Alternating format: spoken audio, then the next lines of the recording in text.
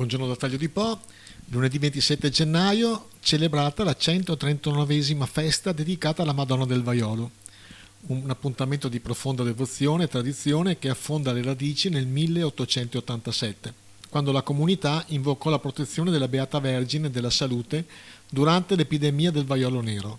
Oggi la comunità continua in migliaia a rendere omaggio a questa figura. Hanno partecipato alla celebrazione il parroco Don Damiano Vianello, Don Stefano Donà della parrocchia di Taglio di Po, Don Gianluca Brisotto, oltre naturalmente alle autorità civili, religiose e militari, il vescovo Giampaolo Dianin, al quale abbiamo chiesto una riflessione su questo evento. È un appuntamento molto sentito, a cui partecipa tantissima gente, quindi c'è un legame particolare con questa figura di Maria, con quello che rappresenta e credo che tutta questa città di Taglio di Po oggi voglia affidarsi a lei e affidare anche tutte le situazioni difficili della loro vita. Quindi per me è un momento bello, un momento di popolo e ringraziamo il Signore che c'è ancora questa vitalità.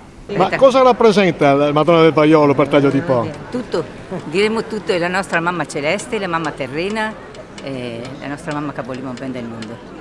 139 anni, non dà segni di vecchiaia, nel senso che tanti sì, ancora la seguono. Come mai? Sì, perché? Perché sono devoti alla nostra Madonna.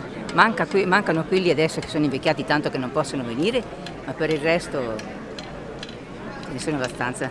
Si pensava che con gli anni diminuisse l'affetto verso la Madonna, verso questa processione, invece non è vero. È sempre presente nel cuore di tutte le famiglie, di tutte le persone. Questa qua è storia del paese, storia centenaria. E tutti noi abbiamo questo bisogno un po' di credere in qualcosa che vada oltre la nostra quotidianità, il nostro essere, diciamo, esseri umani finiti nel tempo, e quello che a volte trascende questa cosa ci attira spesso, per cui tutti noi abbiamo bisogno un po' di infinito, di eternità, e questo sicuramente è uno di quei simboli che ci porta a questi sentimenti. Ecco, lei è già la seconda o terza volta che segue. Questa è la terza volta. Che energia sente quando fa questa processione, quando gira per le vie del paese?